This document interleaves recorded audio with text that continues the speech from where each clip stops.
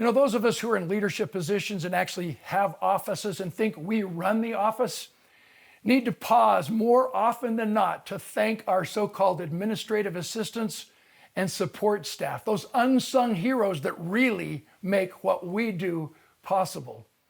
I reflect on my experience with Delta Airlines.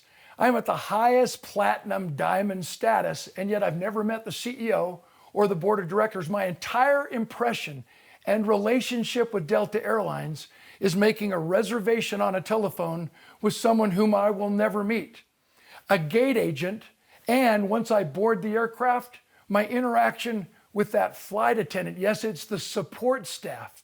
It's the maintainers in the United States military that take care of the planes that allow the pilots to fly them and do what is necessary in the profession of arms.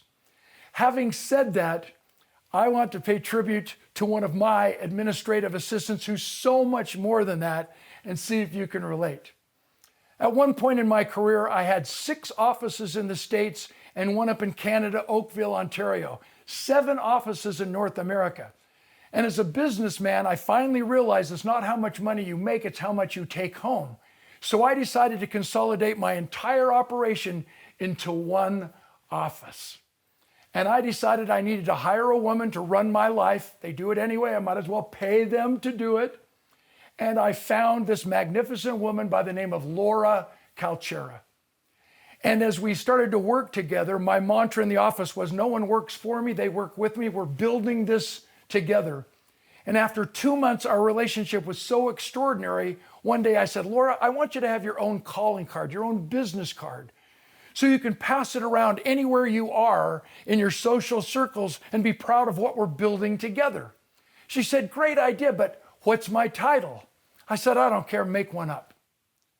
She ordered her business cards. 10 days later, my staff is out to lunch. I wander into my office and there sitting on her desk is a box.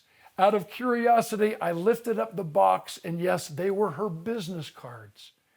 And her business card said, Laura Calchera, Supreme Commander. So as leaders, what would happen to the morale of your entire operation if you changed what you referred to each other as? Instead of administrative assistants, they're team members. When we go to Disneyland or Disney World, we are not customers, we are guests. And an employee at Disneyland or Disney World is not an employee. They are characters playing a part to make sure that they deliver an extraordinary customer experience that we will never forget.